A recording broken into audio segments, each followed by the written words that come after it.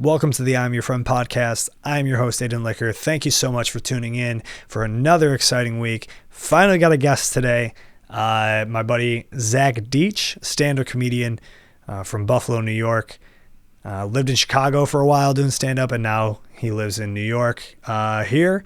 And him and I have been hanging out a lot. We've gotten very close, and it was fun to have him on.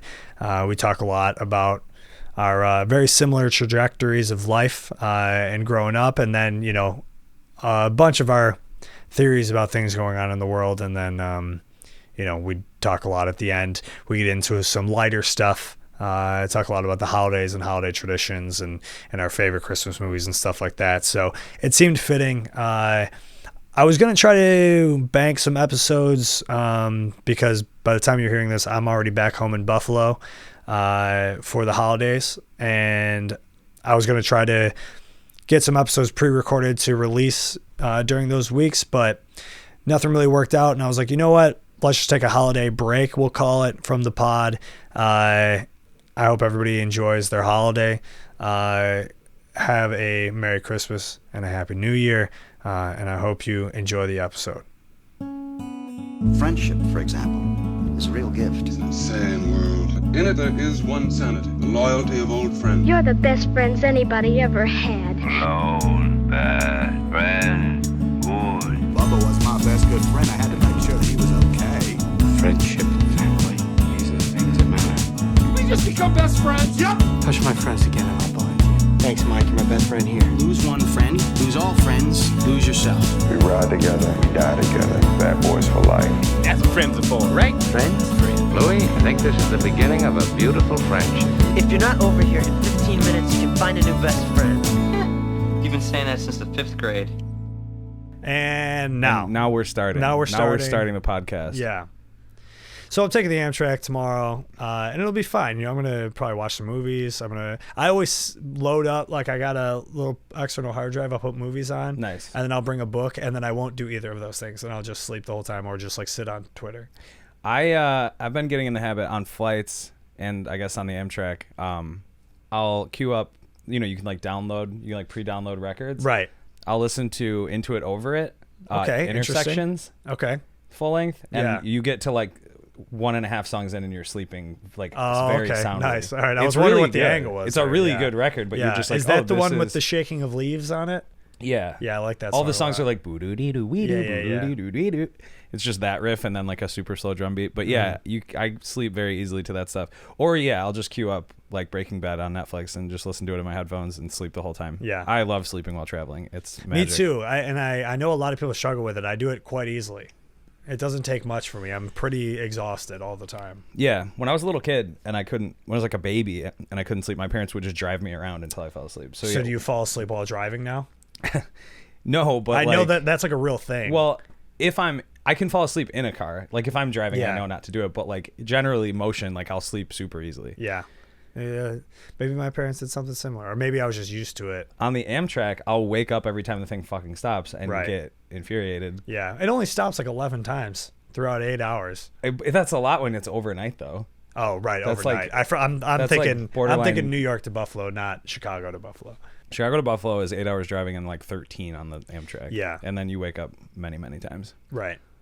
Yeah. See, I take it like usually I just take it like early in the morning. Get to Buffalo late afternoon. It's a nice way to start the day. Do you fly often? I do, but I'm not a fan of it, and it's not out of like fear or anything of flying. It's just like it's so much.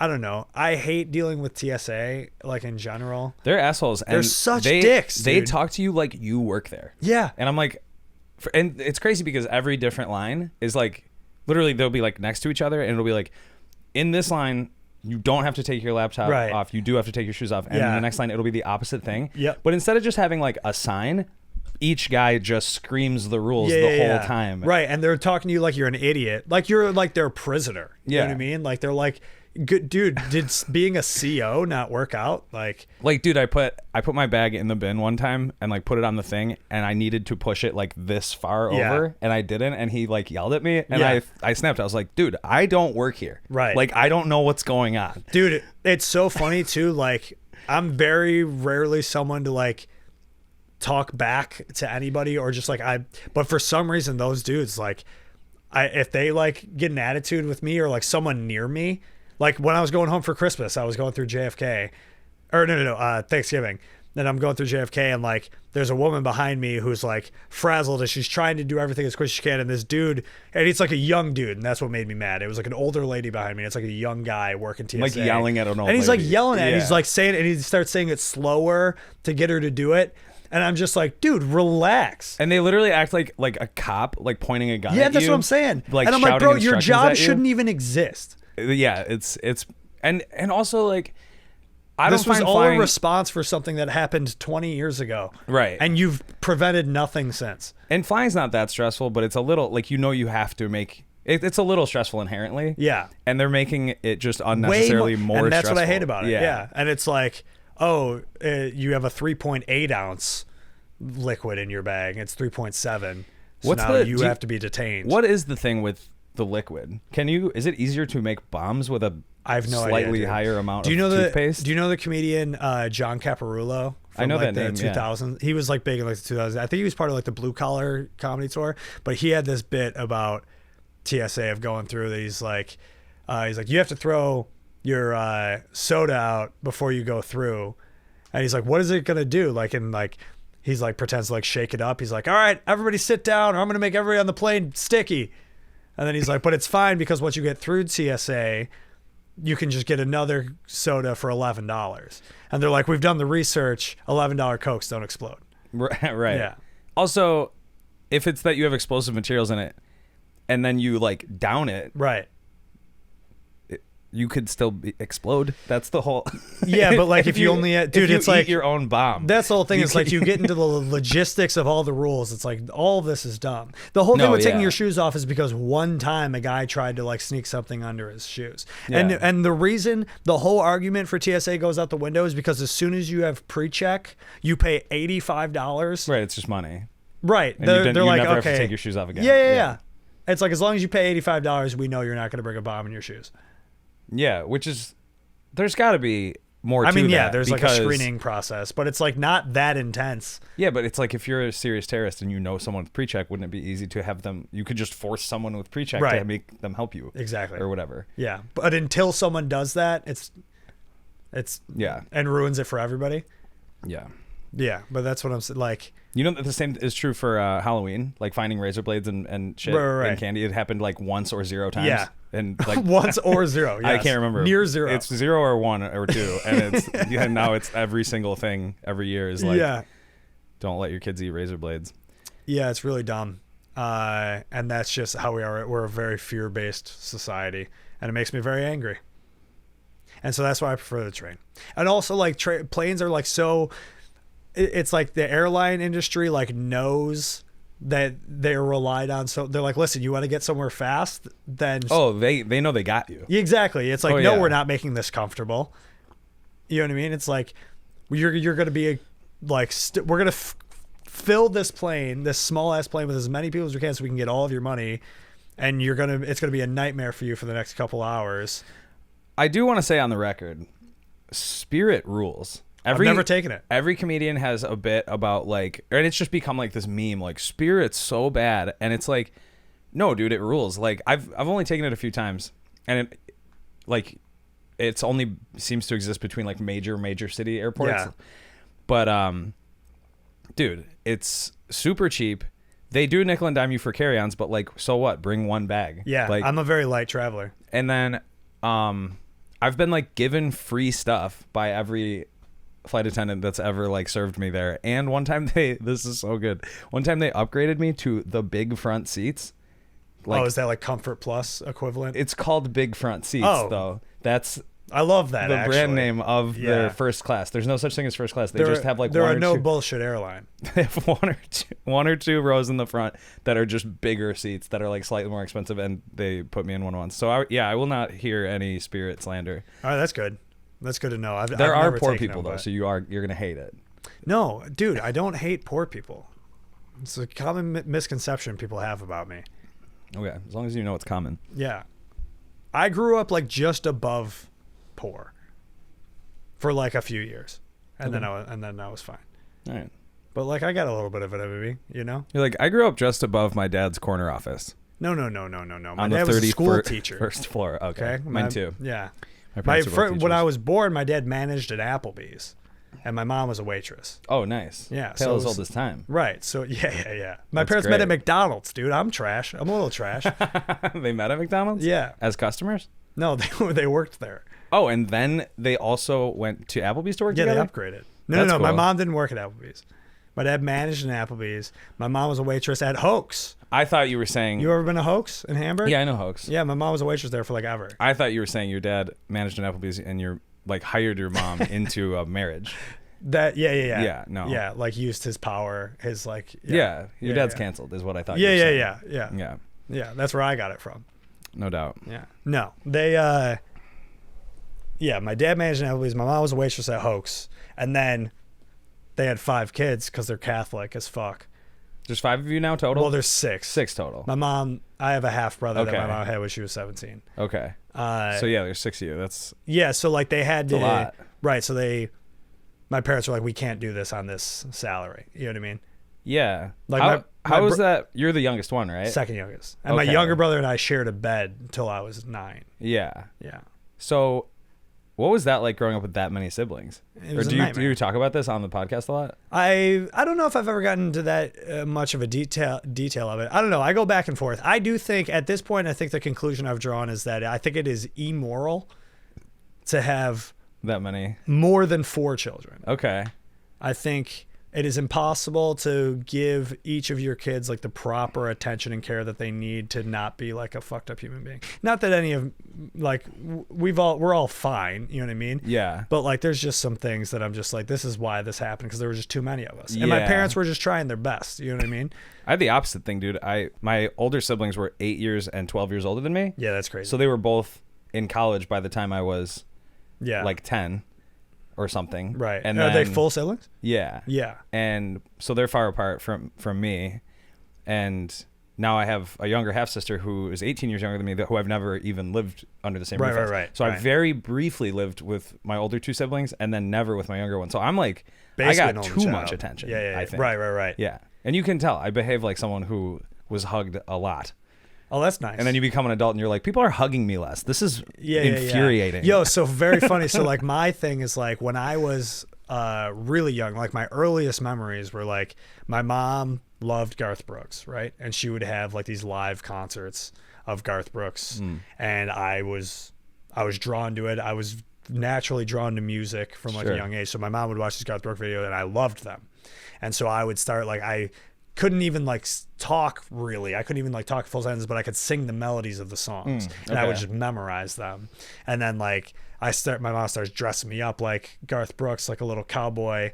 And I'm like singing the song, and then like my whole family loves it. Oh, you know what I mean? Oh yeah, there's literally the same is true for me. There's literally videotapes of my family being at the audience and making me perform. Yes. So it wasn't even my idea. They're like, sing the song again. Right. And I'm in like a diaper. Yeah. And they're like, oh my God. And I'm like, I'm oh, dressed that's as a little so random cowboy. that I perform all the time now. So I'm dressed as a little cowboy on my coffee table.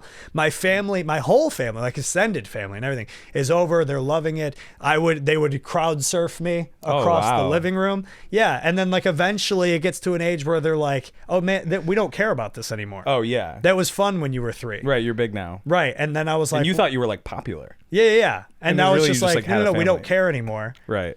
And now there's kids younger than you. We care about them now. Right. And then I'm like, well, what do I have to do? And they're like, you're going to have to fight for our attention for the rest of your life. And I'm like, sure. all right, I'm going to do it with strangers. I'm going to learn a guitar. Yeah. And I'm going to start a band. And then I'm maybe try to be a rapper in high school because that seems to be what people really like. And then I'm going to start doing stand-up comedy maybe, or start a podcast or something just to get people to look at me again. Who were your biggest influences as a rapper in high school? Mac Miller for sure. Okay. I mean, Mac Miller is like one of my favorite artists of all time. Okay. But I would say he was number one. All right. He was who made me. I mean, I like loved Eminem as a kid. I know I just named 2 white rappers, so let's back up a little bit. But as far as like who I could see myself trying to be, you know what I mean? Yeah. Because I didn't see myself seeing these dudes like rapping about like selling drugs and shit and being like, oh yeah, I'm like that. I relate to that. They're making it up too, by the way.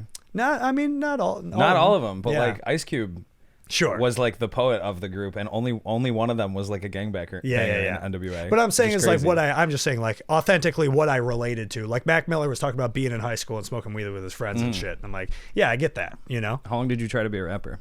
just a couple years. Like it was like mostly like my senior year of high school that I was just like, I'm just gonna try to do this. I don't think I was terrible, but it was cringy for sure. Do you but have a like, demo tape? Do you have a SoundCloud? Oh, dude, it's all gone. It's all removed from the internet, but I still have you all have of it. I it. can show you some of it. I had like a mixtape and everything. I bet it's not I that tried to bad. be like, you know who I really liked was Atmosphere. Do you know Atmosphere? Yeah. So I loved He was the dude from, or no. Well, it's two dudes, Atmosphere. No, never mind. I'm thinking of Okay. the guy from House of Pain did Oh, an yeah, acoustic yeah. project called something else. Yeah. I was I confusing don't know him what that with is, it. but- Atmosphere is good. Yeah. Atmosphere rules, Minnesota rappers, and Slug was the rapper. And he was like, my cousin showed me him when I was like 16, and that was the first thing that I was like, oh, this is like really something I've never heard before, because it was like very like poetic.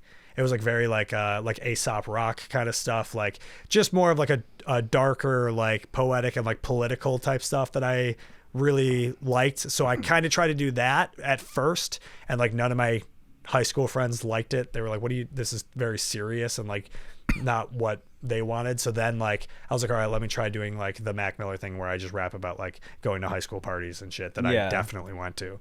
And That makes sense. Yeah, and then I like made a music video at a house party and put it on YouTube, and then I got in a bunch of trouble at school. Yeah, it was really fun. Why? Because there's like alcohol in the frame, or Yeah, a bunch of, and like people like smoking weed on camera, and I'm like rapping like I'm saying very crude things. But it was so funny is I was like a straight A student, like I was like an honor roll. yeah. How kid. much trouble did you really get in? None. But like it was like they were trying to like strip me from walking in graduation. They tried to take my scholarship away. It was like one teacher that That's had so been, weird. What is that gonna do? I don't know. One teacher who I still to this day don't know who it was, but there was one. They had like a faculty meeting after school one day, and I just was like close with a couple teachers that told me about it, and like all the English teachers like defended me because they were all like Into art, right. He's like Yeah. he's expressing himself. This is his creative, and I like was in like the video production shit at school, so they were like he's like. Stuff he's making stuff we're teaching him to make. Exactly. Yeah. And he's just like expressing himself. Like, yeah, it's not entirely appropriate, but like I was using a fake name. Like there was nobody was wearing school stuff in the video. It has nothing to do with them. Right. Like it wasn't tied to the school at all. But apparently there was one teacher that was just like hell bent on trying to suspend me, remove me from walking graduation, and like revoke my scholarship. None of which happened, fortunately, because of like a bunch of teachers defended me and were like, this isn't a bad kid. He's just doesn't know, he's just an idiot. That's always really confused me about teachers though. Like I remember being a senior in high school and seeing teachers, come in to work, and I'm going like, I'm almost out of here. How can you possibly come back in here? And I get that it's a good job with a pension. Yeah. And like it's honest work, but I can't imagine being so involved in high school as an adult that you're like mad at Aiden for his rap video, right, and want to hurt his future. That's so crazy. Yo, it is nuts. And I have no idea who it was, but yeah, I don't know. Apparently this teacher's like daughter saw it, like, and like showed their mom, was like, I think it was a woman teacher, and because like I think it was their mom, and they were like, and they brought it up to the school and were like, this is one of our students who deserves to be punished for this. Didn't you go to public school? Yeah. Yeah, that's insane. Yeah. But then I made a song about that situation, and like basically like, and then that song blew up like even more than the party song, and then like Kiss 98.5 got a hold of it, and then they like did a whole thing on me. They played it on the radio? Yeah. Which is crazy because I used like a stolen beat. Like I used it's like a mixtape. Yeah. For that song I used like, it was like a Macklemore beat that I used, that I rapped over, which is so funny. Yeah. That's amazing. But yeah, that was not something and then like, in college I was like, that whole era was really dumb. I just didn't know who I was. I was still trying to figure things out. And it was really just because I just wanted people to like me, and playing in like pop punk bands that I was playing in like middle school and early high school. Like none of the kids I went to high school with gave a shit about it. Cause like, this is like 2010 when like, I don't know, it was like that weird in between where like pop punk was huge in the early 2000s. And then it like kind of like had like a lull and then started to come back. Yeah. But like in my high school, like people did not care about it at all. So it was like people were really into like metal and like hardcore music. Yeah. Which I liked, but like didn't play. So I was like, all right, but I still want to make music. So I just looked at like, what do people like? So because I'm just going to do that. I'm going to do just whatever everybody else likes. And then, eventually got to a point that I was like, well, why did I do that? I should do what I like, Yeah, for sure. Yeah. And then went back to playing in like pop punk and emo bands again and was happier. Makes sense. I haven't played in a band in like 10 years. Yeah. Like 9 or 10. Well, so that's the thing is like you and I have such a similar trajectory. It's so funny that we didn't meet until like 2019 or whatever. Yeah. I'm older, I think is mainly why. Well, yeah. Right? But still just like, it is just interesting of like, even like, I don't know, you were like a singer in a pop punk band, as was I. And then we also worked at the same place at different times. Where? Ingram. Didn't you work at Ingram? Oh, yeah, that's true. Yeah. And then both got into comedy. But you were also kind of the reason I started comedy. Not the reason I started, but like I really wanted to do comedy. I loved comedy, but I had no idea how to even begin.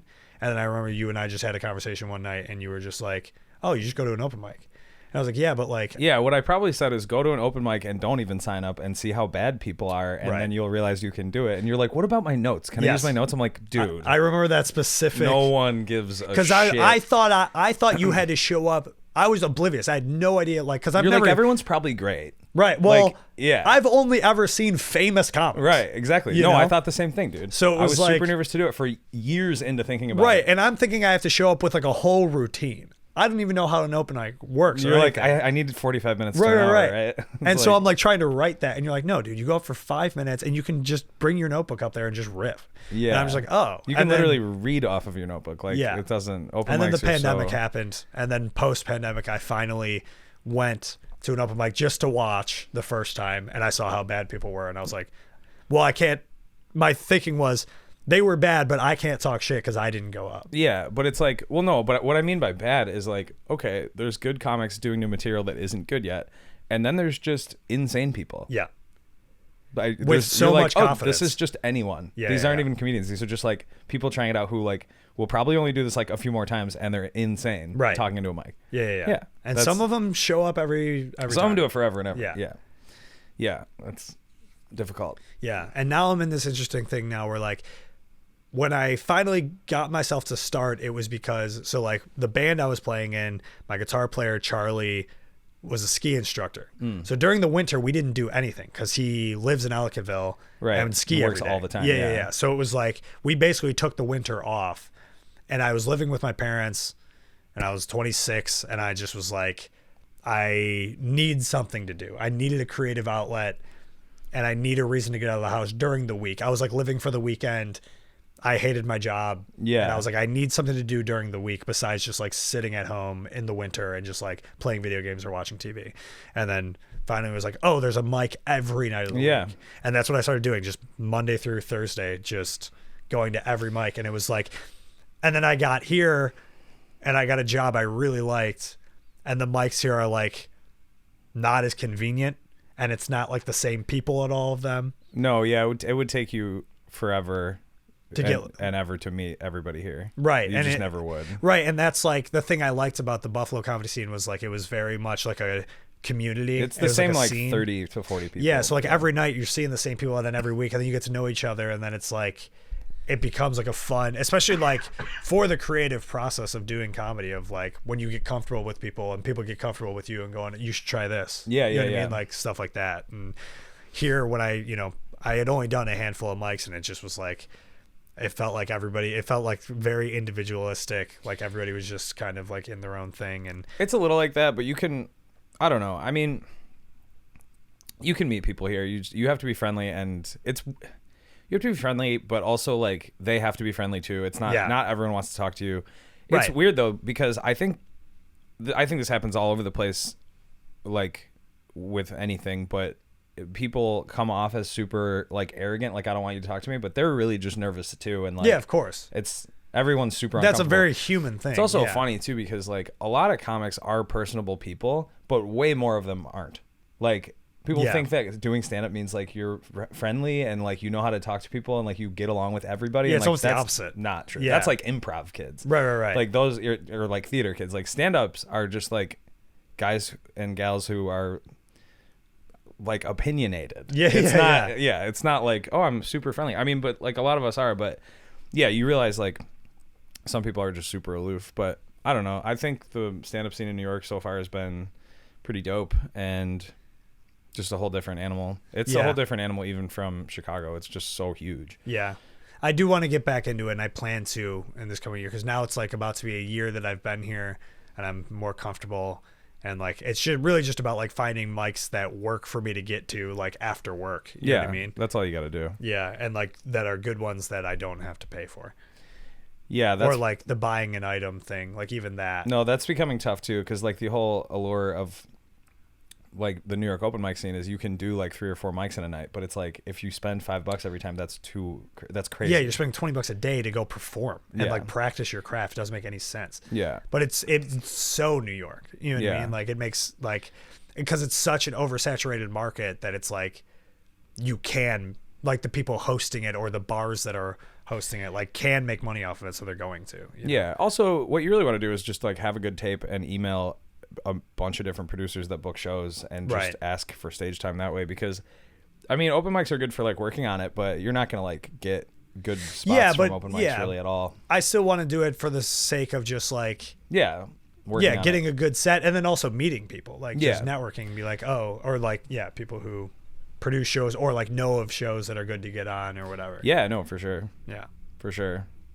The more time you spend around people, the better it goes. Yeah.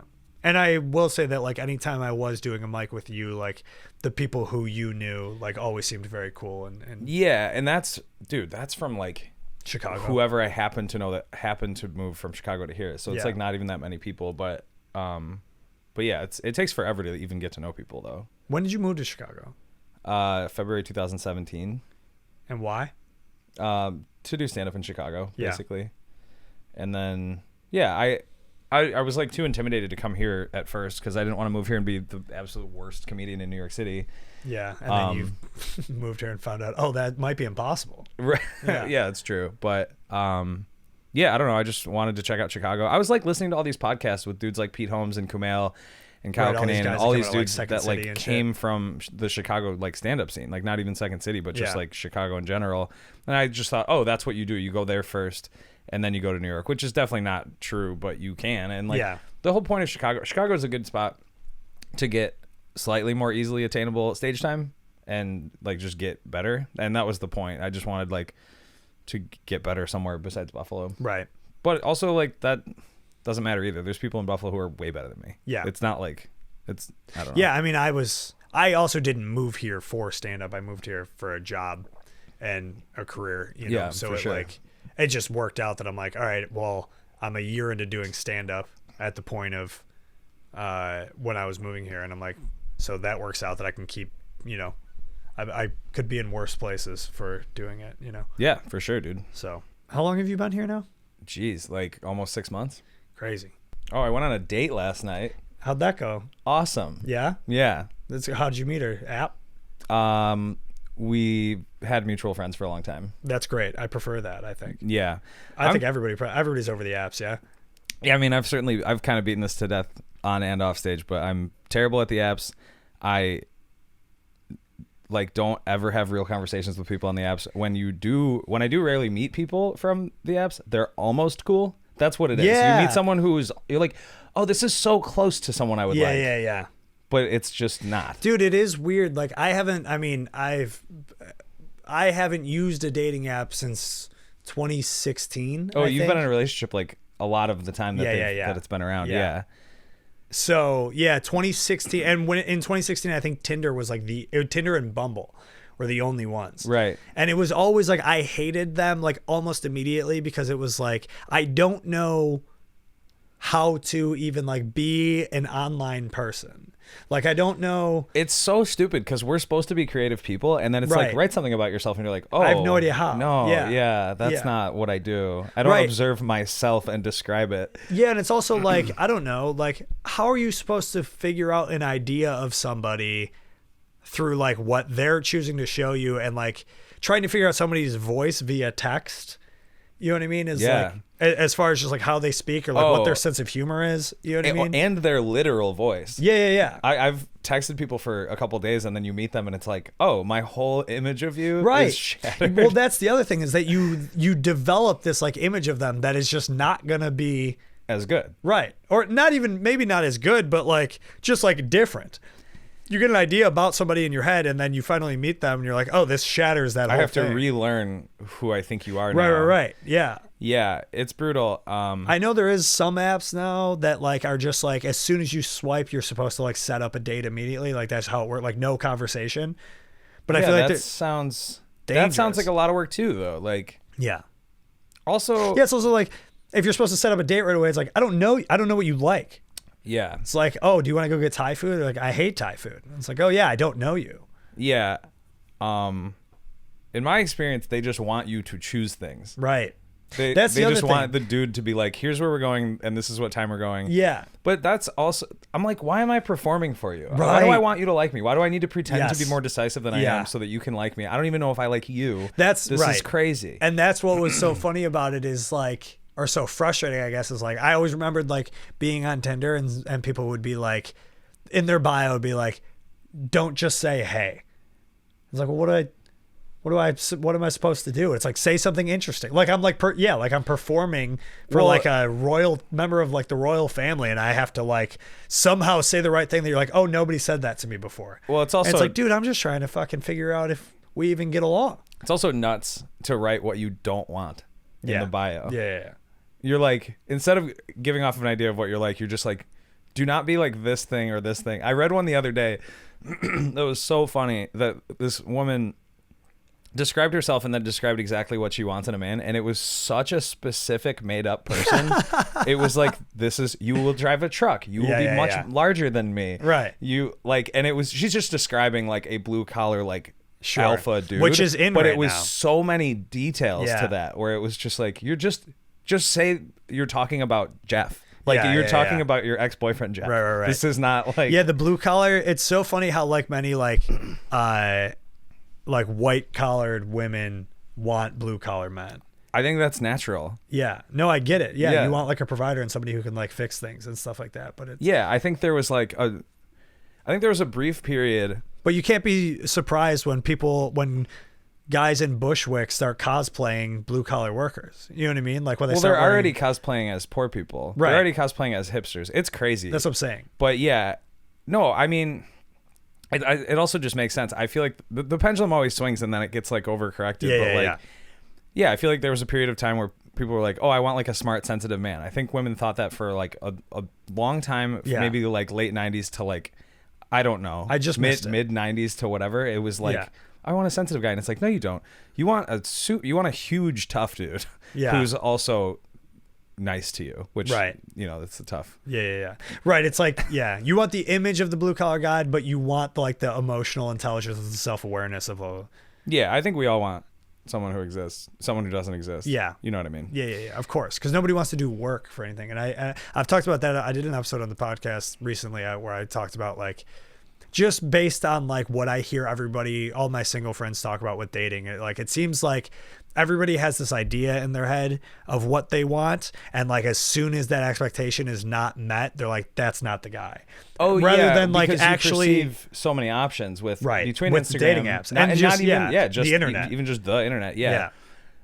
You perceive so many options, and also you kind of think you can do better than everybody, right? And I feel like if you're a decent looking woman, you're right.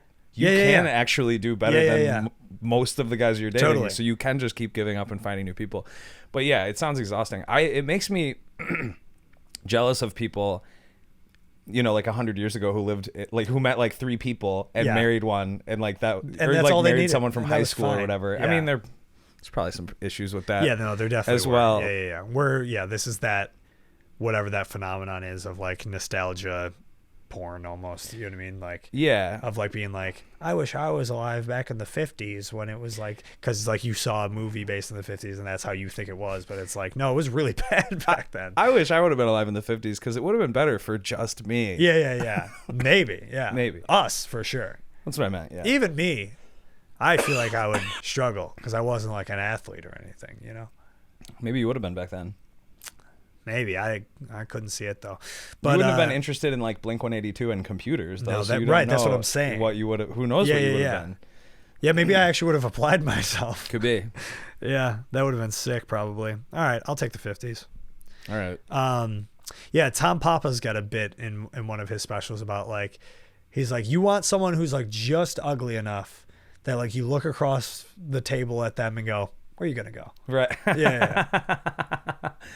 Oh, that's amazing. Right. He's like, everybody wants like this fictionalized like fantasy of like that. That is the tough thing with dating the hottest person you can possibly get. Yeah. Is 2 months in, you're like, oh, everybody thinks this person's hot. Right. This is like dangerous. Yeah. Like, Yeah. I can't.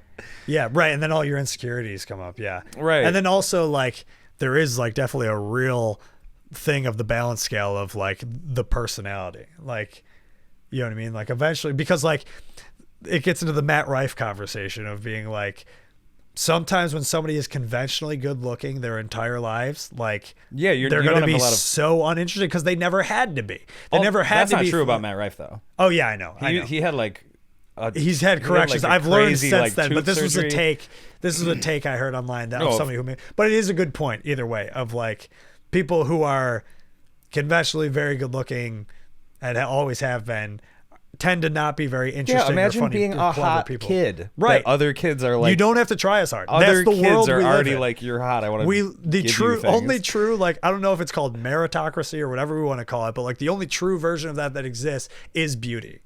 We've always, like, in life, in all of humanity, like, good-looking people have always not had to try as hard. Yeah, if you don't believe me, get better looking. Yeah. It's amazing. Yeah, if I like lose a couple pounds and like get a haircut or whatever, people are that's instantly why like, oh, hey, dude. I feel like I am in like almost a perfect situation because it was like I figured out how to be good looking. Like it was like, oh, I look better with long hair, so I'm going to have long hair. I'm going to get my nose pierced. I'm going to get tattoos because I know that makes me look better. Right. I didn't get these because I was like, this is me expressing myself. You know what I mean? Like I know what it does. You know what I mean? All right. I'm being very honest and self-aware here. Welcome to I Am a Huge Poser with Aiden Liquor. Dude, nobody who's doing that? Who's what man is getting their nose pierced going, no, I'm doing this for me. No, that's true. Also, same with tattoos. I did it because I know it's going to look cool. Yeah. And people will think have tattoos. I look cool. Also, like I wanted more tattoos, and also my roommate is a tattoo artist. Yeah. So like he was there to influence me to be into tattoos as a kid. Right. But it's definitely not like, it's crazy when people want you to explain like what they mean. It's like, no, they mean my arm looks cooler than it used to. Yeah, I'm just being honest. No, that's really funny. And I'm just saying like, because like I remember like, because I have a good looking family. My family members, like my brothers, my cousins, like are good looking people. And I remember my one cousin being like, it sucks to be the ugly brother to me when I was like 15 or 16 years old. Saying that he was? No, me. Saying that you were. Yeah. And he is like, and my cousin, this cousin is like a very traditionally good looking person, always has been, very uninteresting guy. Yeah. Very boring person. No, you have to not have been cute even until you were like 20. I went like, it was a upside down bell for me. Same. Like it was like a kid, as Same. a kid, I was the the cutest real cute, child alive. Went through a horrible, awkward. And then from middle school to like senior year, I was like, I would say to college for me. I didn't figure it out until like, yeah. I'm saying this right now as if I'm even like in a good looking phase right now. I'm not. But I've been there and people are nicer to you. Yeah. It's nuts. Yeah. So you gotta lower your standards and you gotta find somebody. The personality matters more than anything. It's all just, of course. It's all about the compatibility and making up for where you lack and all that kind of shit. Yeah. But what if you go the personality route and then an ugly person betrays you and breaks your heart? Well, you can't think they're ugly. That's the whole thing. Oh, all right. You have to still be attracted to them, but they can't be like the hottest person on earth. You know what I mean? Yeah. I mean, I know I can't date the hottest person on earth. I mean, same, but I'm just kidding. I mean, my girlfriend's the hottest person on earth. Yeah. What the hell, dude? Good save. Thank you. No, but yeah, it has to be somebody you're attracted to, but they're also, you gotta, yeah, I don't know. Yeah. I feel like we might be coming off as huge douchebags right now. I'm not sure. I don't think so. I don't know how, like, I don't know. I'm being honest and authentic in everything I'm saying. I feel like can you be a douchebag if you're being perfectly like authentic? Like, I'm not doing this. I feel like a douchebaggery comes from like insecurity. No, but I don't think honesty absolves you of being honest. Doesn't mean you're not a dickhead. I mean, some of the biggest dickheads in the world are like, I'm a truth teller. I tell the truth no matter what. And it's like, well, you do hurt everyone's feelings all the time, and everyone hates being around you. That's fair. That's fair. So yeah, you can. Yeah, you definitely can. That's fair. But I don't know. I don't think that's how we're coming off. No, I don't think so. I'm not like being mean about it. All I'm saying is that we live in a world where good-looking people are rewarded for being good-looking, and their lives tend to be easier. We don't even mean to do it. No, it's just literally the way I'm just stating how people. Society works. Mm-hmm. Yeah, I'm not saying I support it or anything. Right. And who does, you know what I mean? Like, who doesn't want to be a good-looking person? Right. Yeah. So we all try our best to figure that out. It's also insane that we're just two dudes talking about this, because we don't have to try that hard. Women actually have to try super hard. Yeah. They think to be good-looking all the time. Yeah, I mean, if this was coming off as us complaining about beauty standards, that would be absurd, and that's not what I think. No. That's not what I'm doing. No, people need to be hotter for me. Yeah, that's what I would like. Yeah, and that's to happen. Right. Yeah, no, that's a good point about the beauty standards for women. Is they have to, everything we're talking about they deal with tenfold. Oh, we don't even know. Yeah. Yeah. I get a good idea. We don't even know based on just conversations I have with my significant other. Yeah, it sounds hard. I don't envy them at all. No, they have my sympathy. No, like if I work an office job, or if I'm going out in public in general, all I really need to do to appear to be ready for the day is have clothes that aren't wrinkled and get in the shower in some way. Yeah.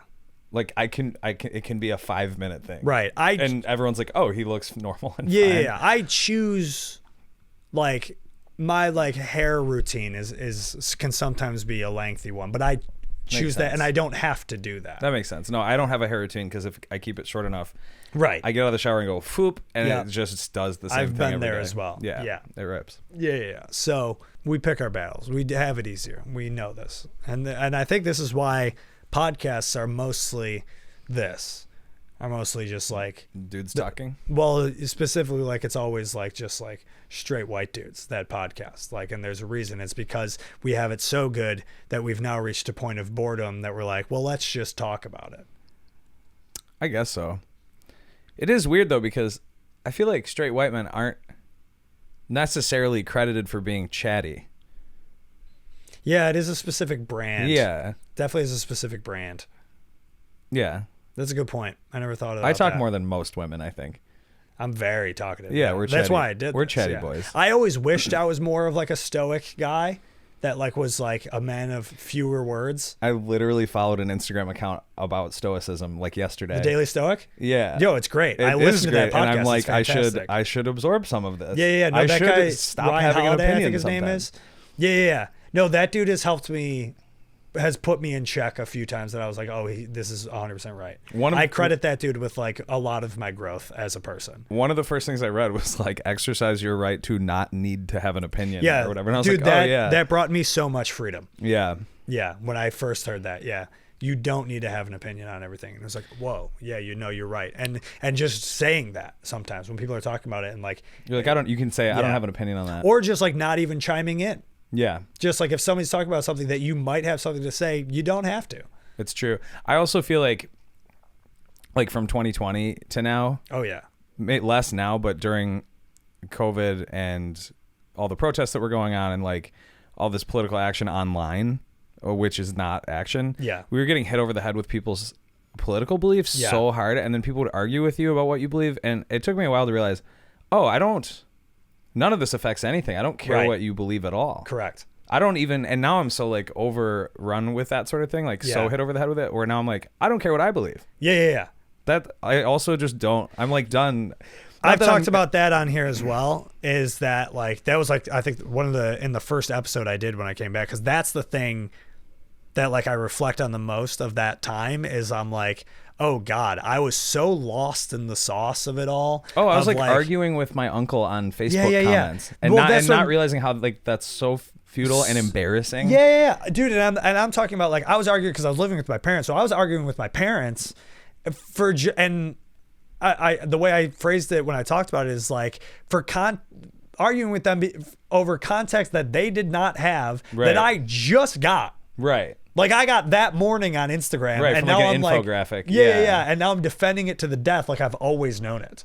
You know what I mean? Like, and it was all just because I was just like, I mean, it was a very emotional time. We were all angry for 1,000 different reasons, and we all, Oh yeah, and I basically I still basically have the exact same opinions and beliefs that I did but back I just didn't like how I went about it. I don't need to tell anybody about it. I just which I know sounds apathetic and is. Yeah. But it's like if you're not, but it doesn't change anything. If you're not like organizing and like really doing something, you should probably just shut the fuck up because I was so ready to like say the correct argument all the time, and it's like all you would have had to do to argue back with me is what are you doing to help? Right. And the answer is fucking almost nothing. Because donating money to various things and then nothing. And then I went to a couple protests. Yeah, same. That ultimately did nothing. I'm like, did that do anything? Yeah. I mean, no, I dealt with the same thing. I think a lot of people did too. I think we all just like lost our minds I mean, it was a crazy time to live through, both like from like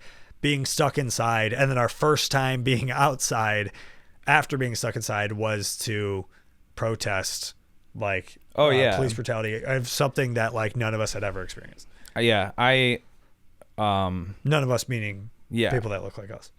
I was also so socially dumb for the first like year after COVID. Same. Going back and it was so hard to adjust. I feel like I still haven't recovered from it. Like I go out way less than I used to. And like I don't know. I think that just like knocked the piss out of me for a couple of years. Yeah, it was wild. I definitely wasn't as anxious post like drinking like we were talking about before, like until like after the pandemic when it was like those the first few months of things opening back up. Like the first time I got like drunk out after the pandemic, I remember like I would be like super anxious the next day and like because it's like it's weird to go from like only interacting with people on social media and like caring about what everybody thinks about you through that way and then like actually being out in the world and then the next day you're like, I don't get to like frame this and rewrite each sentence I think and like fix it. Correct. It's crazy. To like not be able to have full control over how you're projected into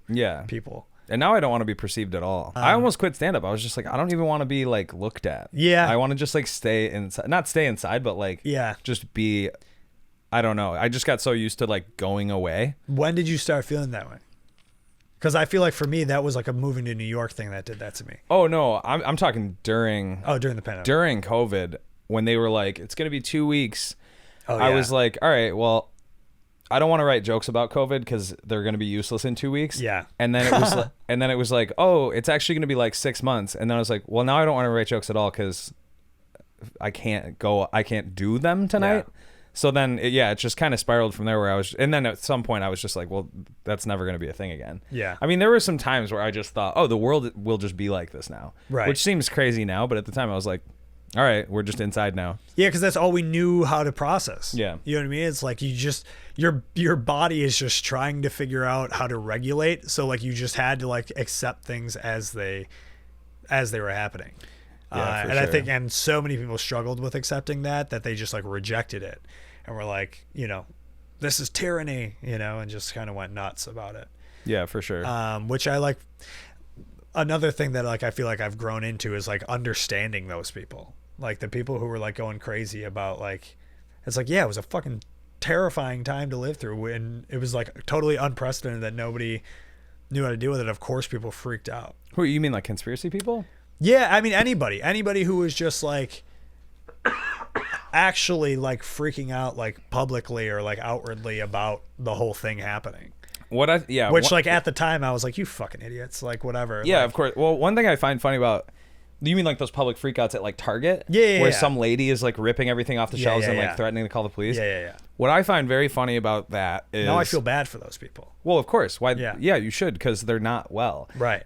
on the left online, you had people putting infographics up being like, mental health awareness, here's what mental health is and here's why it's so important. Yeah. And then also, here's a video of this crazy bitch freaking out. What an asshole. Let's make sure she loses her job. Right. And it's like, well, no, like, do you have sympathy for mentally unhealthy people or not? Right. And like, yeah, I don't think a person having a public meltdown is just like being a jerk. I mean, some of them are for sure, but most of those you can see something come undone. Right. In yeah. them. And then it's like, and I've realized I've kind of gotten to a point of like looking at people that like are like, every person is just made up from like their experiences and like a lot of their trauma, and like that's all of this is just a response to like them being something went wrong along the way. Yeah. And it's like, and who am I to like, you know, and everybody is doing exactly what, like, not to be like overly spiritual about it, but I just have come to like, what has brought me peace is just like, everybody is just doing what like the universe has set out for their plan. You know what I mean? Oh yeah. And it's just like, and if I was in that position, I would turn out the same way. I only turned out this way because these were the experiences that I had. Yeah, the lottery of birth. Yeah. If you were switched at birth, you would still be the same people. Exactly. Yeah. That's heavy stuff. I definitely think about that all the time.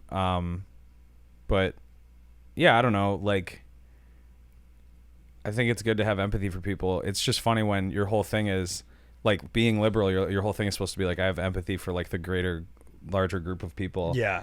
And then like you meet a mentally unhealthy person and you're like, oh, like, look at this asshole. Right. Let's give away their phone number. Yeah. Cool. Yeah, it is crazy. That shit I think about, and especially like living in this city, you know what I mean? Like when you're so like overstimulated by the different, like so many people around you, and like all of them, everybody here, like having grown up with like different experiences, whatever, and like all very different, and you see some crazy shit, and it's just like all you can do is just be like, hope that guy figures it out. You know what I mean? Yeah, I haven't seen anything too crazy here until like on the train. Yeah, the train gets a little nuts. Or in the subway stations themselves. Yeah, but walking down the street, people, it's generally chill. It's just too many people. Yeah. Like my first like month or two here, it took me a minute to acclimate just to like walking down the street and having so much unexpected noise all around me. Yeah. And being like, oh, this is what I have to get used to, because it's like, even compared to Chicago, which is very similar, just not as many people, it's like so much noisier and like more chaotic here. It's pure chaos. Yeah. But it's been cool. I mean, I feel like I'm used to it now. It just was nuts at first. Yeah. I told the story last week on the podcast of I was hanging out in Bushwick with my friend Abby, who lives very close to you. Yeah, I know And we were in Maria Hernandez Park, and there were a bunch of dudes that like came around the corner on like ATVs and dirt bikes and shit, and we're like going the wrong way down a one way, whatever, and then all of a sudden there was a police helicopter that like rose up, and we're like chasing, and then there a bunch of undercover cops chasing them down. That's like 3 stars. Yeah, dude, I made the Grand Theft Auto reference. I was like, I feel like I'm in GTA right now. They're cooking. That's like 2 or 3 stars. Yeah, you got the police helicopter on you. You at least got 3 stars. Yeah, and so you just see the dude on the bike going like. Right. Yeah. They all just until he lands on the one that can take out a helicopter. Yeah. Yeah, that was wild. And then we went and we're just like popping around to different thrift stores and stuff. And then Max met up with us, and then me and Max were walking back to the train, and we or before that it was me, Max, and Abby, and there was this like some sort of like Mexican celebration that was going on. There was like a parade down the street, and you know, it's like a bunch of people in sombreros, and they're like, you know, they're doing the Cinco de Mayo. No, it's December. Oh, I didn't know you said December. This was last week. Oh, Cinco de Diciembre. It was the 6th of December. Yeah. So I don't know. We tried looking it up. There's like a few things going on. I think it was like some sort of like Christian thing, something around Christmas. But okay. But it was just this like huge parade, and like, you know, this whole celebratory thing, and they're all like wearing these giant masks, and they've got like mariachi instruments and stuff. And then after that, Max and I are walking to the train, and there's a biker gang funeral that we walked by, and it felt like we were in Sons of Anarchy all of a sudden. Like it was like for like the entire like 4 or 5 blocks, in front of every store, like a dude in like with his patches just like posted up outside the store, and then just like cops on every corner, just making sure shit doesn't like pop off. I wonder what biker gang it was. Yeah, I don't know. I don't know which ones we have here. I didn't even think about it. It's got to be like Hell's Angels. I don't know. I think they're a thing still. Yeah, it was a conversation I had with Abby that it's like I'm so it's wild how your experience in New York can be so sheltered.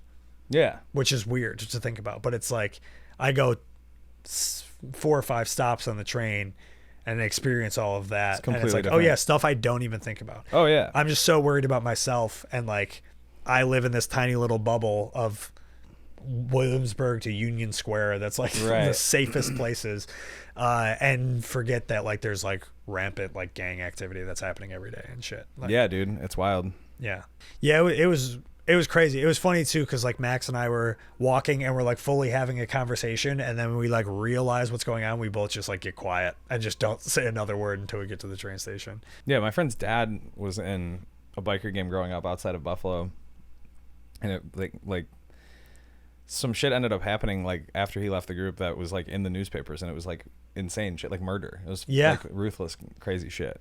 It's like Breaking Bad shit in the suburbs of Buffalo, New York. That is wild. Sometimes I get like lost in these things in my head that I'm like, I don't know, I think we could try to be better people, and like the world can like whatever heal and like all this shit, and then you just like hear one thing about that. It's like, oh yeah, there's a lot of dark shit going on that like I don't even think about. I just block out from my brain, from my stupid privileged brain. Yeah, people will fucking kill you. Like, yeah, Abby was talking about that. Like, she's like, yeah, there's fully like Bloods and Crips like all over New York, and I was like, yeah, I forgot about that. Yeah. Mm-hmm. Yeah, it's definitely a thing. Same with Chicago, dude. There's gangs all over the place. That I think they're mostly peaceful. Like, I don't think there's like, I don't know what the actual. You don't see gang activity, so it's like I don't know, but I don't know. But I mean, Abby was talking about like just I mean, she's been here for like 7 years now, and she was saying that like people like it's all starts in just like high school. Like it's like some high schools in the city like you go to, like it's like you almost have no choice. You know well, because they'll like protect you, right? Right, exactly. Yeah. So it's like you have to like figure out who to get in with just to like cover your ass, and like then you're just in it. Yeah. Which is wild. Yeah. That is a fucking crazy way to like experience life. Yeah, it's nuts. We are 2 very sheltered white dudes talking about the gangs of New York, and I don't mean the movie. Yeah, good movie though. Never saw it. Really? Mm-hmm. Scorsese is a good one. Daniel Day-Lewis. Yeah. Love Scorsese. Watched Wolf of Wall Street with my mom recently. That's weird. Bad call. Yeah. Yep. Did you not see it? Well, my mom is cool, so I wasn't worried about it, and it was fine. Yeah. But as he's like doing blow in someone's like butthole. Yeah. And then there's just so much like drug. I don't know if it was the drugs and the sex. The sex was crazy too. Like it was just the whole movie is a lot of that sort of stuff, and it was one of those things where like, oh man, I wish I wasn't watching this with my mom right now. Would you, when you were younger and would watch movies with your parents and there were sex scenes, would you, how did you handle that? I think we all just kind of froze and acted like it wasn't happening. I would always go to the bathroom or pretend to go to the bathroom. Yeah. Because I was so uncomfortable that I'm like, I hate that. Like when I was like 13, 14, like when I was like hormonal. You know what I mean? And right. I'm like, all right. So you're like sitting there getting a boner. And yes. Yeah. I feel like I was way too excited to say yes. I feel like maybe I would leave the room sometimes, but I feel like I mostly just sat there and pretended nothing was wrong, because leaving the room was felt so obvious. like such an obvious comment that everyone's uncomfortable. So it was like easier to just pretend and just be completely repressed about it. Right. Like, what is sex? And then, you know, but also I wasn't watching R-rated movies with my parents. No, I'm talking PG-13 movies. I'm not talking like explicit sex, but there's still sex scenes in PG-13 movies. They just weren't as and just references to sex. Dude, yeah. When I was like 19, Forgetting Sarah Marshall had just come out, and I did the same thing. I went to dinner at my dad's house. It was my dad, my stepmom, and my girlfriend, who was also like 18, 19. And my dad was like, have you seen any good movies lately? And I was like, yeah, Forgetting Sarah Marshall was so funny. And all I remembered that it was so funny. Yeah. Because I didn't remember it being uncomfortable because I didn't watch it with my dad. And he goes, let's rent it on demand right now. So we ate dinner and watched Forgetting Sarah Marshall Over with dinner. my parents. Well, I mean, it just finished dinner. So wait, The your whole girlfriend was movie- there too? Yeah.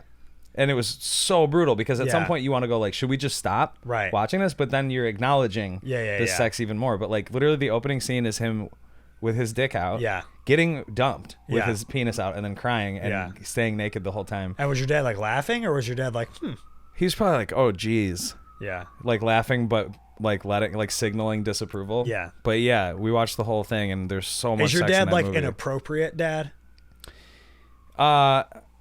He's got edge to him. He's funny. Yeah. He'll crack jokes, but he's also just like will he tell like a dirty joke? Yeah, in the right company, but he's mainly like a respected member of the community and like Right. Yeah. Right. That's how my dad is too. But like I have like uncles that are like if they saw like Jason Segel's dick on the screen, they'd be like, yeah. You know what I mean? No, and I'm no. like when I'm like 11. No, my They're dad. like, look at that guy's dick, 11-year-old. No, my dad was probably just like gulp. Yeah, noise. yeah. You know, Right, just right. kind of like, oh, that's uncomfortable. Like actually understands that it's like this is inappropriate. Yeah. Yeah. But we were just like not a sex family. Like I Yeah. don't think I ever even got the talk or Me anything, neither. No. Which could have used it. Yeah. Bro, same. That would have helped. Same. Yeah. It's crazy that I didn't get one. I It's think about this all the crazy, time. yeah. The way sex was introduced to me was fucked up. Like it was like from like other kids my age. Oh, yeah. That like told me about it and were like not telling me the right things. Right. You know what I mean? Yeah. And I think about that a lot too. Of like just like, God damn, dude, like could have used the talk.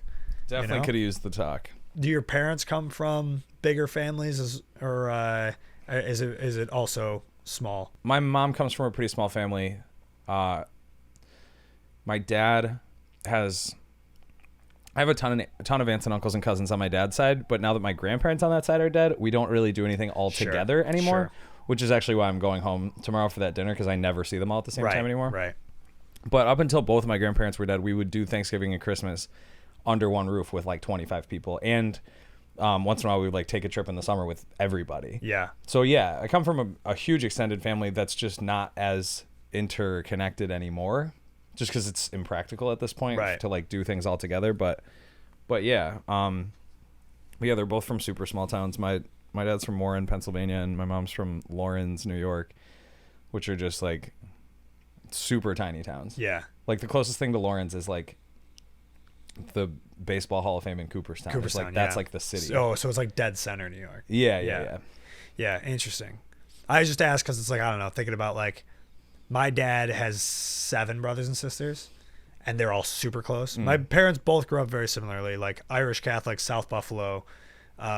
My dad's got 7 brothers and sisters. They lived in like a downstairs apartment, like both from working class families and that were Irish Catholic and just kept pumping out kids even though it was economically irresponsible. And probably morally as well. And my mom has 9 brothers and sisters. And like, dude, that's nuts. You have you're one of 6, she's one of 9. my mom's one of 10. Oh my god. And my dad's one of 8. What the fuck? Yeah, so there's a fuck ton of us. That's a lot, man. Yeah, That's and it's so many people. How do you even like know everyone's name I that don't you're know. related to? That's There's so many duplicates. people. Names? I got 2 Aunt Peggy's, I got 2 Uncle Toms, I got my brother's Dave, I got a cousin Dave. Are your Aunt Peggy's real name's Margaret? One is, the other one's real name is Peggy. I looked up why that is the other day. Yeah. Do you know? I don't know. Margaret, Marge, Meg, and then Peg rhymes with Meg. That's it. Yeah, that sounds- They just jumped. Yeah. Yeah. It's the same with like Rick to like Dick. My childhood best friend's grandparents are Dick and Peg, Richard and Margaret. That's awesome. Yeah. They lived next door to me growing up, which is why he's my childhood best friend. It was a interesting thing growing up. I don't know, coming from like a family where like nobody talks about anything. Yeah. You know what I mean? It's all just like everything's just like bottled up, and which is a very Irish way of living. That's how my dad's side was, but it wasn't in like a bottled up way. It was just like everything is be pleasant. Yes. Everything is good. Yeah, I also think it's just a generational thing more than anything. Yeah. Yeah. That it's just like, yeah, be grateful for what you have. Also be guilty for it. Yeah. Or feel guilty for it, I mean. Yeah, I think it was like a Beaver Cleaver situation. Yeah. Where it's just like, why would we ever talk about anything uncomfortable? Right. Yeah. Yeah, and that kind of drove me nuts. for like. Oh, me too. As a kid, for sure. Because I was like a very like I've always been a very like sensitive and like emotional kid, and I grew up in a house. I have 5 brothers. It's all dudes, you know. So it's like nobody is going to talk about this, you know. I think that's what drew me to like punk rock and stand up comedy so much, because it's like, oh, people are just like saying the thing. Yes. People are just like telling the truth. Yes. Or saying what their opinion or whatever it is, and like when you grew up in a pleasant family, it's like you don't think people do that, right? And it gets frustrating because you just frustrating. Yeah. I always talk about like one of the most relatable things in my childhood in pop culture is the opening scene of Home Alone, when Kevin McAllister comes downstairs to grab to get pizza. Yeah. And he asks if any cheese was left for him, and his older brother's like, no, we ate it all, so somebody's gonna have to like throw it up or whatever. Like make some snarky comment on him. Yeah. And he gets so fed up by it that he shoves his brother into the thing, and it like spills everything over. And then the whole party gets quiet, and then everybody looks at Kevin, and someone calls him a disease, and then his uncle says, well, he gets, look what you did, you little jerk. You know what I mean? Yeah. That to me is like, that was growing up to me. Yeah, but that you just got to learn to like sneak diss. He only got in trouble because he snapped. He made a huge scene. But I was that kid too, though. Yeah. Where it's like people could like make little comments to me, and then I would flip out, and then I would be the one who's the asshole. And it's like, oh, all you had to do was like not absolutely level up the whole but that's what I'm saying is I was just like this super sensitive kid. You know, I know I posted my little holiday movie review, and you commented Jesus. What was that? Oh, I was doing like the bracket. You made a couple choices I didn't agree with, but we could talk about them if you wanted. This is the fun part of the podcast, where it's just like, I don't remember, let's just talk about like movies. I don't remember what the options were, but I feel like Home Alone is priority over anything. I understand, except for maybe, but it's not a movie about Christmas.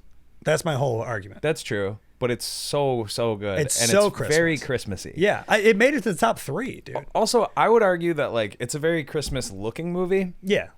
And I would argue that most of what I like about Christmas is the aesthetic. Walking down the street, I was just having this conversation yesterday, like walking through like Greenpoint or somewhere where they have all these like lights that say like season's greetings, and I'm like, oh, I love Christmas, and she was like, do you? And I was like, well, not really. I like this, right? And it's like, so Home Alone's that. It's like very Christmas decorated, but also for, I feel like it's tough now that everyone knows he's a huge dickhead, but Chevy Chase, National Lampoon's Christmas Vacation, that wasn't even an option on the bracket. Unstoppable. Yeah, so good. I watched it. I didn't see that for the first time. Or that was a crazy way to say that sentence. First time I ever saw it was last Christmas. Oh, okay. Yeah. So it's gonna hit different. No, I still loved it though. I thought it was amazing. Have you ever seen Vacation, the original one, where they go to Wally World? Mm-mm. Oh, that's crazy, dude. These movies are insane. Yeah, I think it was just like a lot of those movies were just like my older brothers would watch it, but I wasn't allowed to. Yeah. So they were like super old by the time I was even allowed to watch them. Yeah, it's also tough watching old movies when you're a kid because they look weird. Yeah. And you're like, this is now I have an appreciation for it. Now, but when you're 12, you're like, this looks like an old piece of shit. Yeah. I also just watched Planes, Trains, and Automobiles for the first time. Yeah. So good, dude. Dude, that movie is awesome. I feel like with that movie, depending on what mood I am in that year or that month, I can relate to either character like sort of equally. Yeah, I agree. Because like Steve Martin's kind of an asshole, but he's obviously right. He's like, dude, he's trying to be practical. You're he's like creating problems, and it's ruining my trip. Right, but he's also John like Candy too mean. Also, yes, and John Candy's just like this pure guy that's just trying to make a friend. And he's a huge, and that's what the movie's about. Huge liability to the whole trip. Like he ruins everything. But he's a nicer person. Right. The message of the story is a tale as old as time, and like anyone, where it's like in any sort of like, my wife's actually dead, and I was lying about having a family. No. What's the the of that, like people are too focused on like their careers and like their own selves that they don't take time to just like, you know, form a friendship with somebody and realize that can be something that's very valuable to you or whatever. Yeah, of course. Or whatever the story. There's always the story of like the dad who works too much. Yeah. That, you know, Elf is that story as well. Like the dad just can't be home for Christmas Eve. What's going on with Christmas movies where Santa is real? Yeah. Every adult knows he's not real. Uh-huh. He's proven to be real. Yeah. And shows up with gifts. And every adult goes, oh, he's real. I knew it, or I can't believe it. Yeah. What was happening every other year? There was just It's gifts. a very good point. Yeah. There was just gifts under your tree that you didn't. Yeah. So that like you didn't buy? the Santa Claus movies with Tim Allen. I haven't watched those in a while, but like, so the premise of that movie is like Tim Allen becomes Santa Claus. Right. Because Santa Claus dies on his property. Oh, that's what it is? And there's a little note that says, put on the suit. This is how this gets chosen? If you put on the suit right now, you're the next you're Santa. Santa Claus. Yeah. Yeah. So that's what's funny is like Santa's a human being in that movie. Santa's just some guy. Yeah. The magic is the coat. Yeah, but then you gain all this weight and you get a beard and you like become an old white beard Santa guy. Right. But he doesn't live at the North Pole. He continues living in America. But like for the trilogy of it, I think he hangs out on the North Pole sometimes. Yeah, I think he like can teleport there or some shit. Yes. Okay. Yeah, they find some sort of loophole. But Santa Claus exists in those movies, and the parents are like, we know he doesn't exist. Right. And that's why he is treated like an insane person when he tells them, yeah, I'm Santa. And then he is proven to be real. And then how does everyone end up with? Anyway. Yeah. There's some problems with that. That is a great point. I never thought about that because Elf is the same way. That it's like it's all real. Yeah. Like, and the whole thing is like he lives at the North Pole. And Santa is planning his yearly. I do this every year forever. Right. Yeah. And I have this list, and these kids are going to get these gifts. And it's like, but none of their parents think he's real. And everyone thinks he's an insane person because there's no such thing as Is elves. the idea that the parents are like such morons that are so like against the idea of like a magical thing that they convince themselves they bought it? I don't know. They bought the gifts. They're like, oh, I must have forgot I bought that. Yeah, I mean, what's interesting too is you could just have one line of dialogue that explains like why they don't believe in Santa, even though it's so evident. Another thing I think doesn't get addressed enough in Christmas movies is poor kids. Oh yeah, yeah. It's like the idea of they don't have Santa. Yeah, correct. Right, and that does not get talked about. Yeah. That'd be hard to address in the Santa Claus. Wait, what about poor? You deliver stuff to everybody, right? Yeah, all of them. What about poor kids? Shh, don't ask me that. Right. That was my only argument. Home Alone is one of my favorites. I don't know if this is a hot take or not, but I think the second one is better.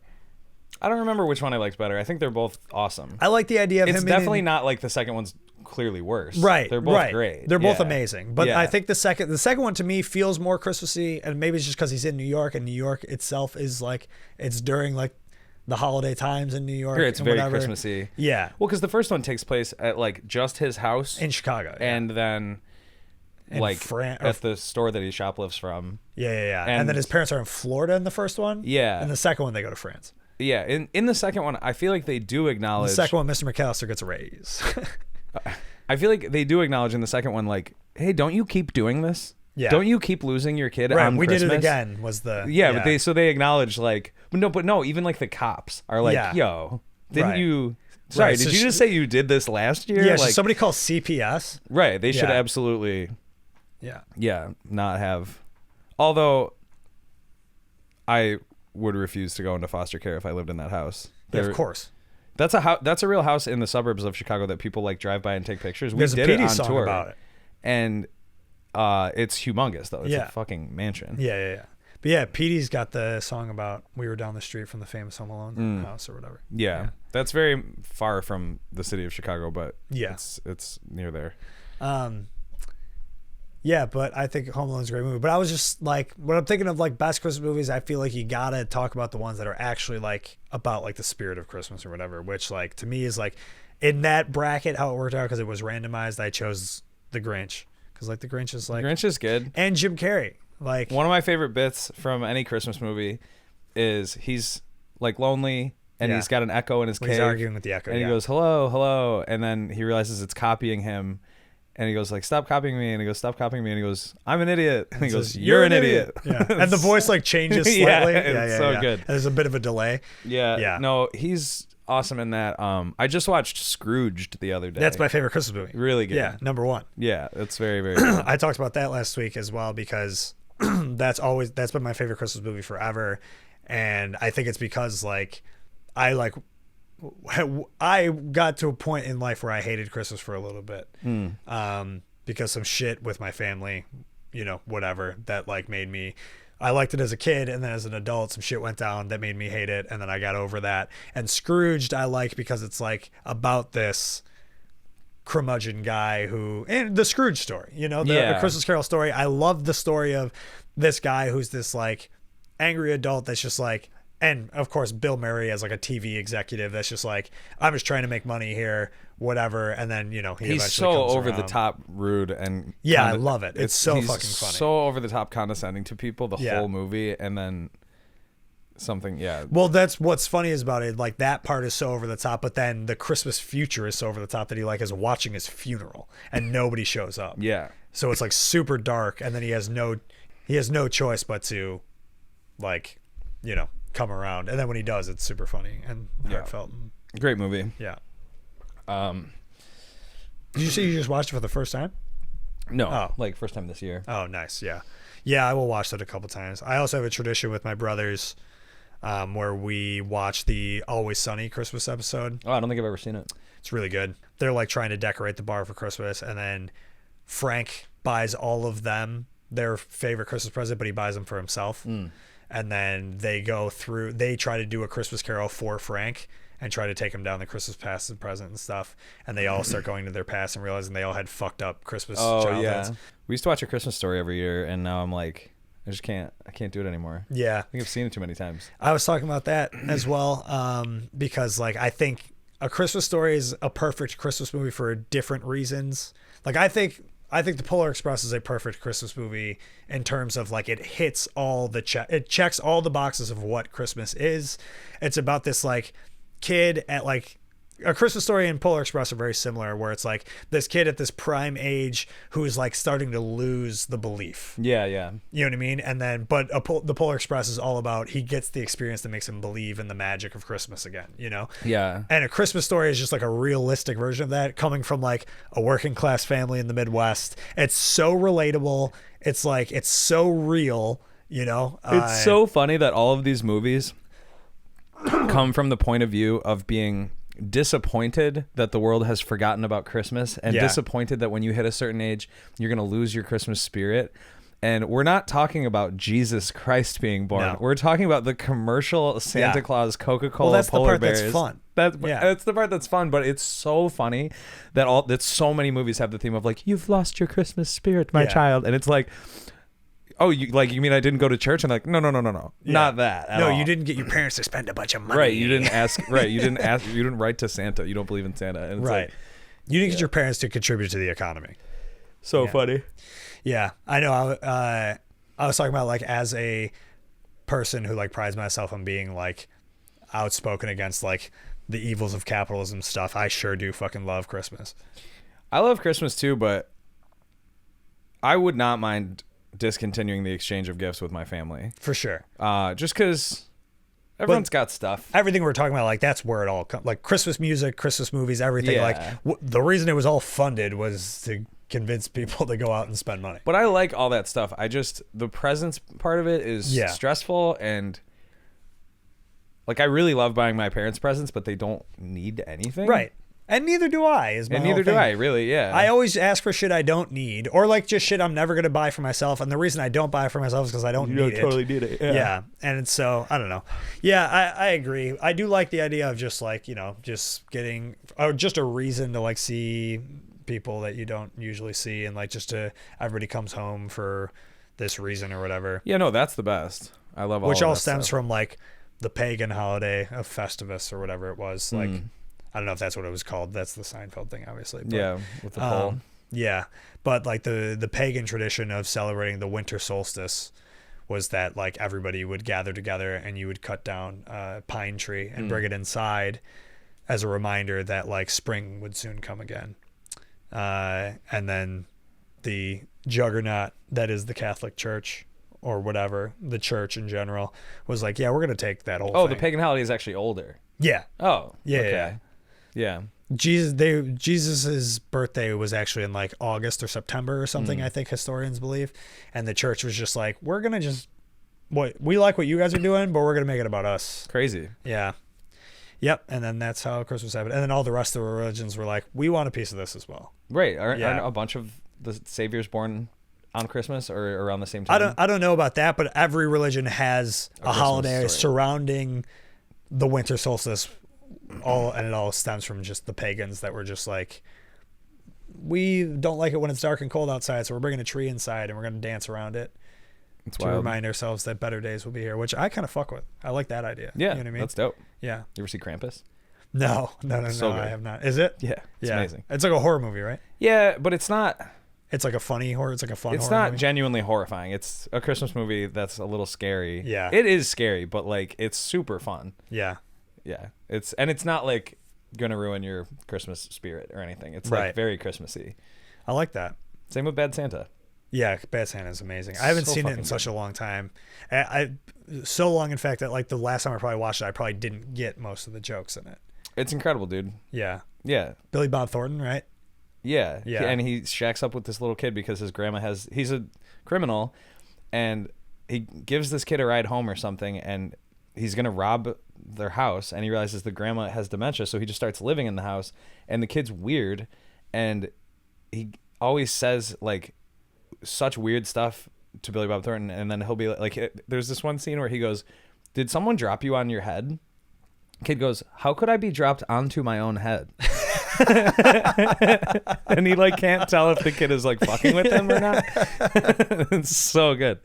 But yeah, that's you great. Should definitely throw it on. It's a good one. I'm trying to think what other ones I typically try to watch.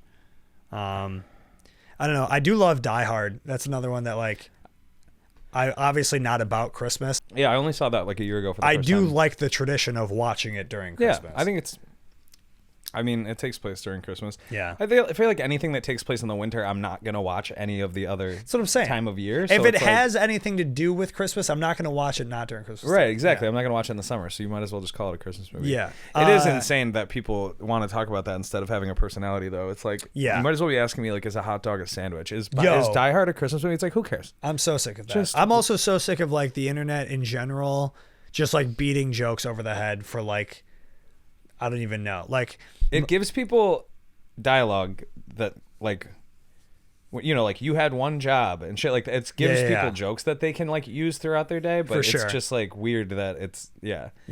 I don't follow any meme accounts on Instagram, but they like still show up on my feed anyway. Yeah. And there was one I saw today that was like a picture of like the cast of Malcolm in the Middle, and the caption was like, "I missed the old Sum 41." Oh yeah. And I'm like, dude, I am so sick of seeing this fucking joke. And it's just Instagram going like, "You like pop punk, right? This is the pop punk meme." Yeah. And it's just like, and it's like I'm gonna tell my kids this was Sum 41 or something like that. Yeah, I'm gonna tell my kids, right? And it'll get it's funny because like that stuff is probably monetized. They probably make money on these like recycled. But jokes. It's like, God, I saw that like 10 years ago, 6 years ago. Yeah, so long ago. Yeah. Yeah. And I'm just it's just like so annoying. And it's crazy that I'm somehow addicted to social media when it's all just like the same fucking shit over and over again. I feel less and less addicted to it as I go. Good for you. I mean, I use it to post my own stuff and like, but I just don't like doom scroll anymore because I just finally realized like that doesn't make me feel good at all. Yeah, it depends what I mean, I get lost on TikTok. That's really the main one that I'm like, I get lost on there pretty easily. I still do on Instagram Reels, but like less and less. Yeah. I mean, it's so easy to dump like 2 hours into that. Yeah. And I'm only saying 2 to sound less pathetic. It's really easy to dump like 5 Dude, hours it is crazy that there's like sometimes like I get home from work and it's like, and it's because it's so mindless and it's like I don't have to do anything but just like move my thumb a centimeter. What's insane, dude, is in a very, very short amount of time, we went from don't sit too close to the TV, don't watch too much TV, to you now have a supercomputer in your pocket that's giving you 15 to 30 second TV shows of everything you love. And it knows what you like. Yeah. Yeah. And it's the most like dopamine abuse or serotonin, whatever thing possible. And it's just a very short amount of time. Like if you showed someone an iPhone in 1995, they would be like, no. Yeah. Like if you showed my mom an iPhone, right, they would be like, we don't need this. Is a terrible idea. And now we like need them. Yeah. But yeah. Another point I've made on here before is like, we've gone too far. Yeah. Like I love my iPhone. Of course I have one. I paid to have the newest one. But you actually need it now. Well, that's what I'm saying. Yeah. Is I'm like, it's become such a part of our culture that it's like, you can't not have one. And like I need it for work. You know what I mean? Like I need like certain apps on my phone to be able to log into certain things that are needed for my job, you know? And I'm like, how did we achieve, well, I know how, but like the rhetorical question being like, how did we achieve this before we figured out like how to feed everybody? Oh, because we don't want to feed everybody. Correct. Yeah. Yeah, that's all that is. That's what I'm saying. Like, I know the answer to the question, it's because Apple doesn't want to feed everybody. Yeah. That's the whole thing. Yeah. But no, it is insane. Yeah, if everybody had food though, we wouldn't it just wouldn't work the same way. If you surveyed everybody and was like, would you take a 30% dumber phone and everybody gets food? Oh, I would be close. Of like, who would be like, yes? Yeah. Yeah. It would not be a blowout. Yeah, really.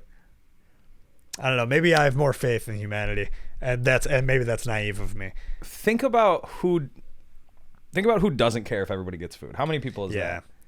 I know, more than That's I would probably half like to admit. or something. Yeah. I mean, more than I would like to admit. It's a lot. And then think about not the biker gangs, that's for sure. Gives a shit enough to get a. I mean, no, I agree with you. I would hit that button. Yeah. 30% dumber phone. Everybody gets food, no problem. But I think if you actually polled everyone in America, it would be close. Yeah. Yeah, that makes me sad. But you're probably right. And that's when it's like, and when you do think about that, it's like, all right, well, then why do I care so much? Yeah, I don't know. Or like, why do I spend so much time like beating myself up about it when it's like nobody else is fucking thinking about this. Everybody's just fucking shot. Yep, people are shot. So the Polar Express. Polar Express, Scrooged, Yeah. National Lampoon's Christmas Vacation. Yeah, great one. Bad Santa. I was also saying like I'm over Elf at this point, but I think it's just because I've watched it so many times and because it is like so good. You know what I mean? Yeah. And I feel the same about A Christmas Story. I don't think I've seen Elf that many times. I still like Elf a lot, and it's so undeniably funny. Yeah. And they didn't know that was going to be a big movie. Right. I guess that was like... Yeah, the whole story behind it is great. I love Jon Favreau. Anything Jon Favreau does, I'm in. I always forget that that's him. Yeah. Yeah, Vegas. You ever see Swingers? Vegas, baby. Yeah. Yeah, that's one of my favorites. I also... What did I love him in? He's such a funny like side character in I Love You, Man.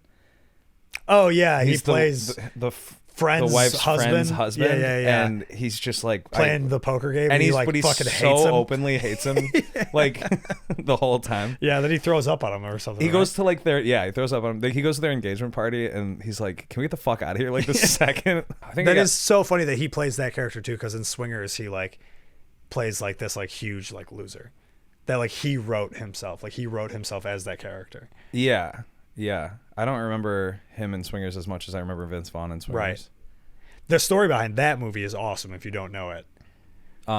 It was like Jon Favreau's just like passion project that he wrote this genius script, and all of these major studios were like, we want it, but we don't want you in it. And he was like, no, I want to be in it. Crazy. Yeah. And that's so he pretty like, bold. Yeah. And he was like, I want me and my friend Vince to be in it. And they were like, no, we don't know. Nobody knows who you are. This isn't going to sell. And he's like, well, then I'm walking. And he did that to a bunch of studios until eventually some director got hold, whoever directed it, I don't remember who it is, but he was like a well-known director, and like he got hold of that he was doing that and was like, oh, I'll do this for you. And so they did it on like a super cheap budget. Jon Favreau's apartment in the movie is his actual apartment at the time. That's wild. There's a scene, every bar that they filmed in was dirt. The bar was open, and they had a sign that was like, if you walk past this point, you agree to be an unpaid extra in this movie. That's amazing. So it's just like actual patrons are at the bar. And then there's a scene where they're like pulled over on the side of the road, and they didn't have a permit to film it. And so the cops showed up to like shut it down because they didn't have a permit for it. And so the director started filming and told Jon Favreau and Vince Vaughn to just rehearse the scene while he talked to the cops. And then they were like, all right, we'll get out of here. And then that was the scene. That's insane. Yeah. So there's like a bunch of shit like that like, yeah, when you know that, it's like, oh, it's almost like this like DIY passion project that came to be like this amazing success and launched the careers of Jon Favreau and Vince Vaughn. That's wild. Yeah. And that's, I think, why I love it so much is like that story. Vince Vaughn's in some Christmas movies. He's in 4 Christmases. Yeah, that's a good one. I've only watched that movie like once or twice. And he's in the one where he's Santa's brother. Fred Claus. Yeah. Or I remember that one. Yeah. It's Fred Claus. Have you seen The Night Before? with Seth Rogen and Joseph Gordon-Levitt. And yeah. I saw that once the actor's a name, few years Anthony ago. Mackie, I think is his name. Yeah, I thought that was good. Yeah. I'm a big Seth Rogen guy. That movie is good. Underrated, I think. I watched it for the first time last year, and I was like, "Oh, this is really good." When we got that blizzard in Buffalo, I don't know if you were in Buffalo when that blizzard hit last year for Christmas. It was right before I was moving here. Yeah, all I did was drive to Buffalo, get stuck in, like, snowed in with my mom, and then drive back to Chicago. Yeah.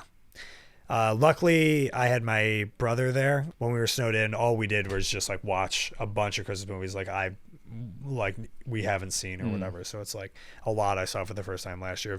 Vacation, Christmas Vacation being one of those. Nice. Do you like Christmas music at all? Yeah. What do you like? Everything that they play in the mall that everyone is driven insane by, I basically like. Nice. I like that Mariah Carey song. Yeah, it's great. I like all of that stuff. I think, the Mariah Carey song, I feel the same way that I feel about Elf, that I'm just over it because I've listened to it so many times. Also, but it's good. It's fully a good. With Christmas music, though, if you're complaining that you're hearing it too much in the Christmas season, you might be spending too much time listening to AM or FM radio. Yeah.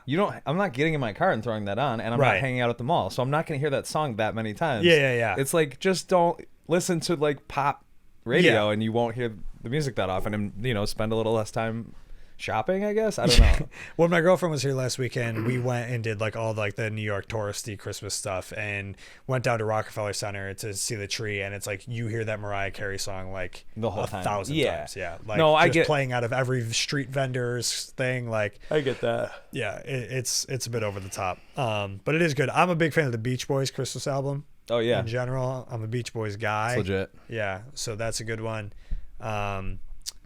You'll Shoot Your Eye Out by Fall Out Boy. Yeah, that song is great.